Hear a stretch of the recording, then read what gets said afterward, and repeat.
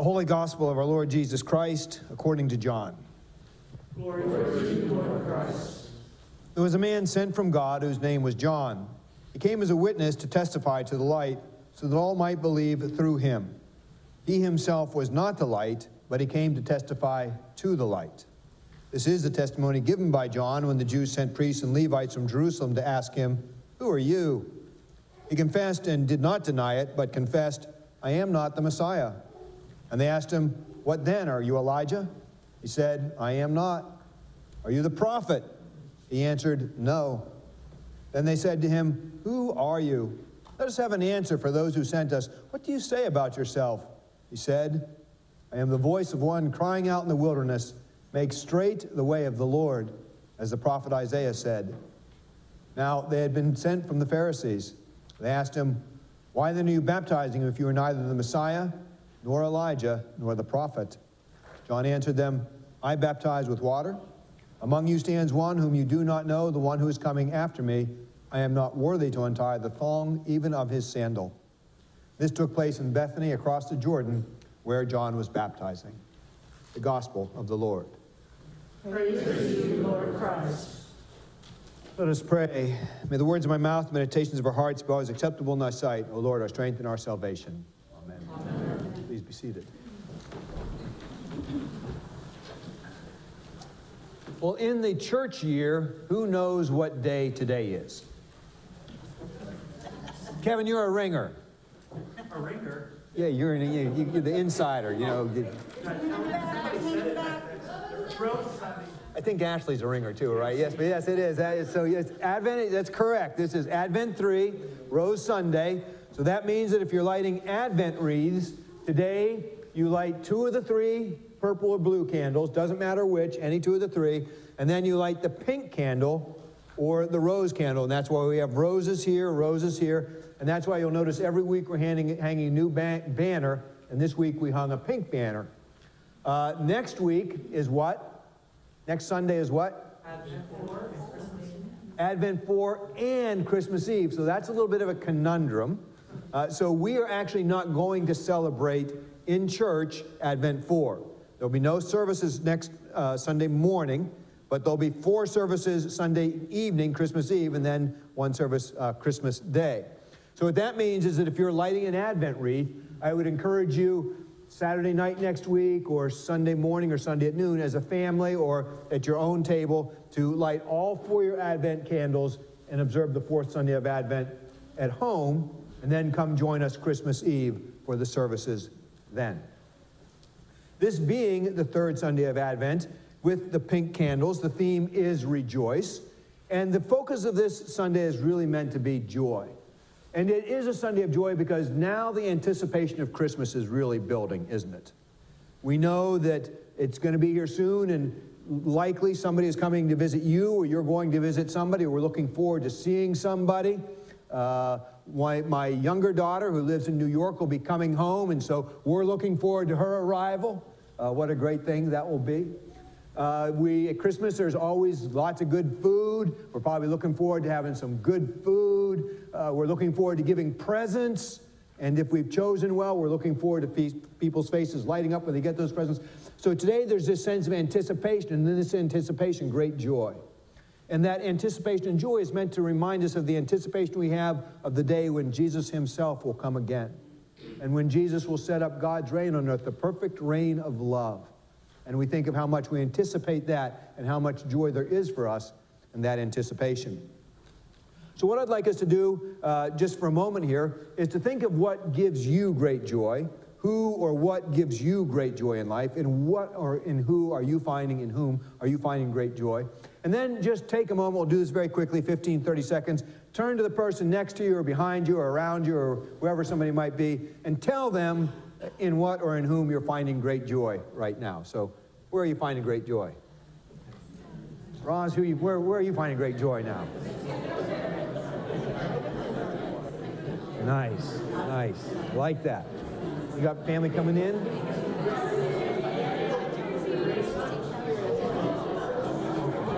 Makes sense.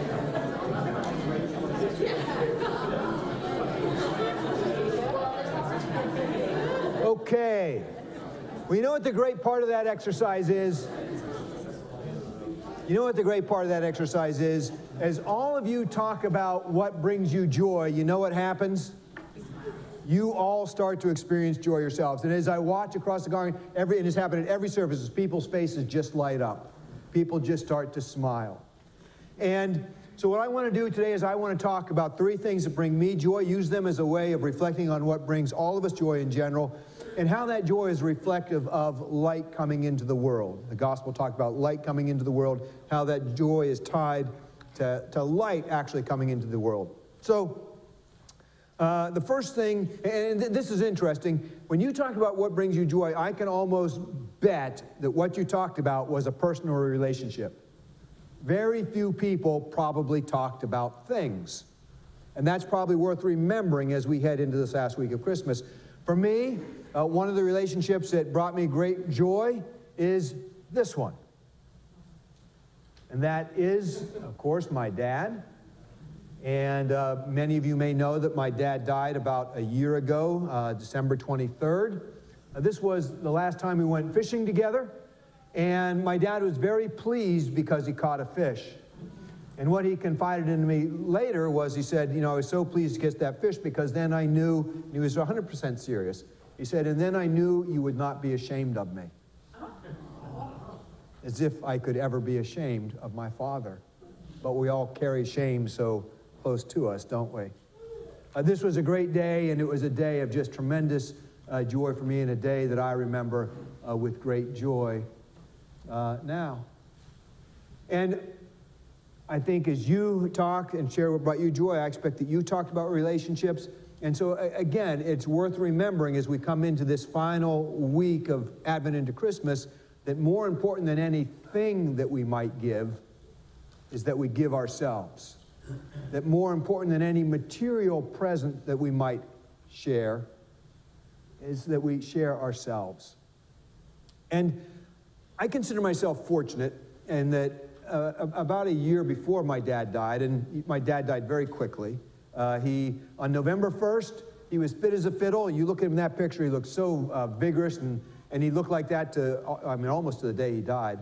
November 1st, he was pulling up election signs. He was on the top of the world, and he went to see the doctor that afternoon, got the diagnosis of pancreatic cancer, and within 6 weeks, he was dead. But about a year before that, I just had a sense, and the way my parents raised me, they raised me to be independent. And so the way that they knew everything was going well in my life is if I didn't bother them. You know, as if I did my thing and let them do their thing. That's how, but about a year before my dad died, I had this sense that the clock was ticking, that the window was closing. And so I said, you know, this year I need to do a better job of calling, of involving myself in their lives. And I'm very thankful for that. But here's the thing, and you all know this. The clock is always ticking. The clock is always ticking. There's a poem by a guy by the name of Donald Justice, and Donald Justice wrote a poem called Men at 40, and the poem, there's a line in that poem that has always stuck with me, and the line is simply this: men at 40 close softly the doors to rooms to which they will never return. Men at 40 close softly the doors to rooms to which they'll never be going back, is the exact words. And the idea is that the clock isn't just ticking in the sense that some people will pass, but opportunities and stages of life pass. And when they pass, they're gone forever. There are things that a 30-year-old experiences, opportunities for a 30-year-old that a 40-year-old is never going to know. And that's true of 50, and that's true of 60. And there are people who would tell us otherwise, but they are lying. There are some things in life that only come around once, and if you miss them, they're gone. Christmas 2017 will only come around one time. And we need to make the most of the relationships and the people that are near and dear to us, or we will never get a second crack at it. So here's what I know. This is a very stressful time of year. You've all got a lot going. So do I. And so in this season, what tends to happen is something has to give.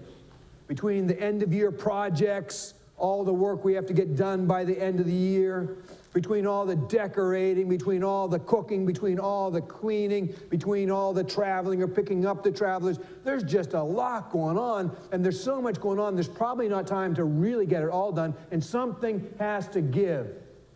And in my life, you know what the first thing to give usually is? My relationships. And so, you know, if it's Christmas Eve sermon, and I got to get that done because hundreds of people are counting on me, if I got to let everything else go, I'm going to get that done. But maybe I have that dead wrong. Maybe you do too. Maybe if there's work you got to get done, you know what? There's still going to be work in the new year.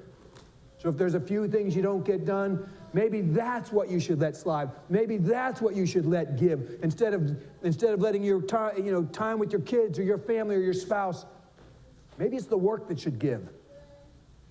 If we don't make everything we want to make, if there's some dish that's missing from the meal or something not prepared perfectly, we're all going to eat too much anyhow. Maybe it's the meal that should give so that we can spend better. Maybe the house isn't as clean as we'd like it to be. Maybe there's a little dust somewhere. Maybe a lot. Maybe that's what should give, rather than having a house spotless, but missing this one and only chance to be with the people we love. The clock is ticking, dear friends. And joy this Christmas won't come from anything we give, but from the relationships we share with one another, the love we share. Let's make the most of that. Deal? Deal. The second thing that brings me great joy is being a part of something greater than myself. And this is, I think, what we see in today's gospel. We see described in today's gospel. This is a wonderful gospel. I hope you'll go home and read it again and think about it. It's such a delightful conversation because John isn't really talking about who he is. They come to John, they say, John, are you important? No, I'm not important. John, do you have a big name? No, I don't have a big name. John, are you doing something great? No, I'm not doing anything great at all. Then John, what the heck are you doing? He says, well, there is someone who's important. And there is someone, and you don't know him, but he's in the world right now, and he's doing something greater than this world has ever seen. And he said, my joy, my privilege is in serving him. This whole gospel is about John saying, man, it's not me that's the focus, but it's the light. It's the light of God that's coming into the world. It's the light of God that's making itself known. And being a part of that, that's where John finds his joy. And I'll just tell you, for me, being a part of the work that was begun 2,000 years ago, the work of Jesus that continues in the world today, that as it continues here in this church, there's so much joy for me in that. I love being a part of that. I love being a part of this church. I love you. I mean, this is just such a blessed place. And so when I think of what brings me joy, this is one of my favorite of all pictures. I love this picture. And let me tell you about this picture a little bit. And some of you know the story behind it. Sometimes people will say, where was that picture taken? Because it looks like a picture we might have taken on our mission trips. And you know, we go on mission trips all over the place. We go to Haiti, we go to Belize, we've gone to South Africa. This year we're going to Puerto Rico. And we'd encourage anybody who even thinks they might be able to go to find a way. And if we can help you, we'll help you. And it'll be a challenge, but it'll be worth it. And I think I can guarantee you that if you go, you will be glad the rest of your life that you did. So we go on all these mission trips. We go on these mission trips, and what happens is we experience such great joy like you see on this little boy's face. And people say, you know what, why don't we experience that much joy back home? Because most people don't find that kind of joy back in the States in the lives that we have back here. And they say, how do we recreate that at home? How do we recreate that joy? And this day we did. This day we got it right. Let me tell you about that. This was a community lunch. We were holding a community lunch right out there. And we invited the community to come, and the community did come. And somebody had the idea, I'm not sure who, to put sprinklers out there and just have sprinklers running. And the kids did what kids normally do. They started running through those sprinklers. And I look at that happening. You look at that boy. He's in nice clothes. Those are nice jeans, probably his nicest clothes. He's got a nice shirt on. Look just behind him. There's a girl in a dress, and she's got a nice shirt on. And I saw them getting wet as they were running in the sprinklers, and I thought, oh, no. We're going to be in trouble. Their parents are going to look at them, and they put these nice clothes on them for the community lunch, and they're getting soaked, and boy, there's going to be heck to pay. And then I actually looked at the mothers, and the mothers were standing like right over here. And when I looked at the mothers, they were standing there, and there were tears running out their eyes. They were just over there with tears streaming down their face. And these women didn't speak English. So one of our someone in our congregation, I don't even know what word I wanted, but went over to talk to these women who could speak in Spanish, and they had this conversation. They were talking, and then when that conversation was done, I went over to the person who had spoken with them, and I said, what'd they say? What'd they say? And she said, they are just so happy. They live in a one-room apartment, in a basement, no windows. They don't have a lawn. They can't afford to frivolously waste water. They are not sure it is safe for their kids to play. And she says, what you've done here today is you've opened up your lawn. You've made your water available. And their children have got to play in a way in America they have never got to play before. And that's why they're crying. And I thought, I grew up with a nice front lawn. Nobody had big lawns back then. They were small, but we all had front lawns. We put sprinklers out. All the kids in the neighborhoods ran through them. And what a great time it was. But I never, ever stopped to think what a privilege, what a gift, what a luxury. And I never thought what a beautiful thing that is to share with neighbors. That's what it means to be a part of something bigger than ourselves. That's what it means to continue that work that Jesus started 2,000 years. That's what it means to let light shine. I look at that picture. I look at that smile. And I'll just tell you, there is more joy for me in that than almost anything else in my whole life. I count it such a privilege to be a part of something bigger than myself. To be a part of you. And so I hope this Christmas that you will not only make a priority of your relationships, I hope you will. I hope you will not let your relationships give. If something has to give, may it not be one another. But I hope we will also dedicate ourselves to being a part of something bigger than ourselves and spend at least some time in some way serving. And then the final thing I would say is that brings me joy is giving, and I expect that brings you joy as well. But giving is challenging. It's more challenging than we might first think. There's this movie that's out now. I actually don't know the name, but it's the latest Star Wars movie. And in a sense, every Star Wars movie is the same movie and over and over. It's the story of light versus dark, right? And light versus dark happens on a universal level, on a massive level, but every story is also, every movie is also a story of that battle in the heart of an individual, right? So it's sort of the universal battle, but then it's the very personal battle, and whether light or dark will triumph because that's your battle. That's my battle too. And one of the ways that battle makes itself known most clearly is in the choice between being simply a consumer and being a true giver. Whether what really marks our lives is the excess of our consumption, or what really marks our lives is by the outrageousness of our generosity. That is the battle of light versus dark, and it is a battle that is being lost every day, and it is a battle that is lost particularly in the holiday season. And that is why there is so often so little joy at Christmas, and why so many people find Christmas so hollow. May that not be you. May it not be me. And so that brings us to our third picture, and this is a brutal quick picture, and I sort of apologize for showing you this on the right before Christmas. And a quote by a guy named Joshua Green. Joshua Green is not a Christian. He's a professor at Stanford. He is an atheist, a very devout atheist. And this comes sheerly on the basis of empirical research and astounding intellect and flawless logical reasoning. So, and here's what he says. He says, we can delude ourselves about the facts, denying that our actions have very real life and death consequences. Or if we're more philosophically ambitious, we can rationalize our self-serving choices. But the honest response, the enlightened response, and you do hear the word light in that, right? You do see that battle that rages in every heart, that's raging in your heart right now, that's raging in mine, that battle between light and dark. The enlightened response is to acknowledge the harsh reality of our habits and do our best to change them. And then that awful, awful picture of a privileged man crimping the hose of a child who's dying for lack of a drink.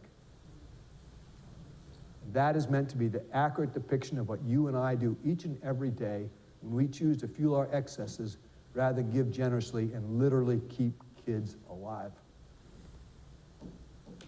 And so Christmas, one of the choices for us is how generously will we give? And it has been pointed out, rightly I think, that Christmas is not your birthday. It's not my birthday. It's not my kid's birthday. It's not your kid's birthday, but it is Jesus' birthday.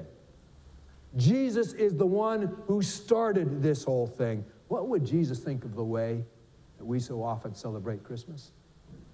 How would Jesus celebrate Christmas? And it's been suggested that maybe one of the things that we should do at Christmas, just to make sure that we sort of get this piece right, is that we give as much to Jesus as we give to anybody else.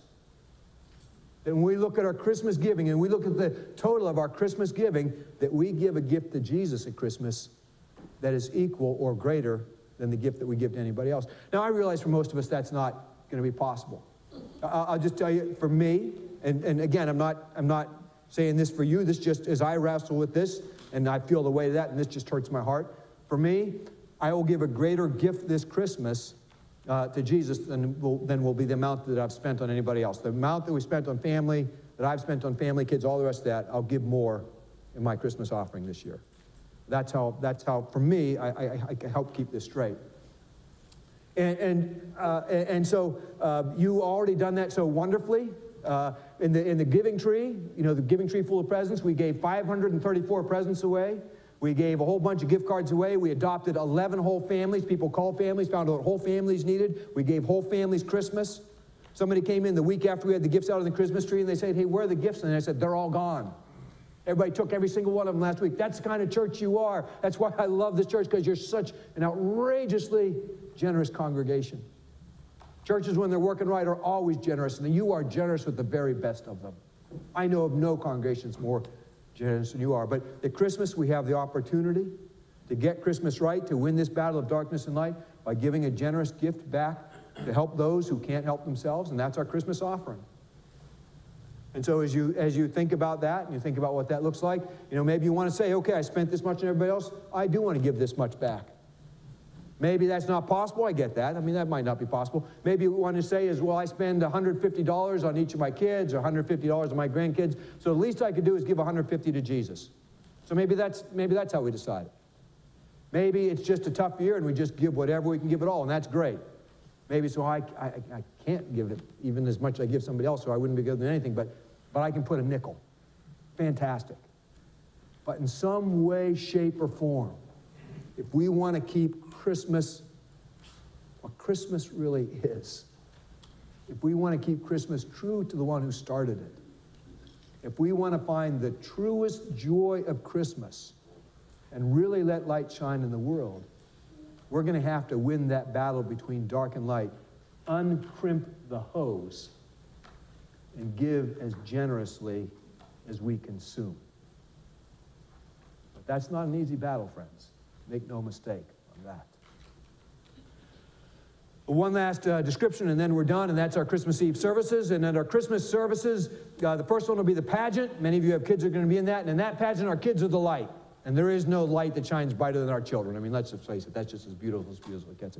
But in our services after that, our 7, 9, 11 services, there'll be candlelight services.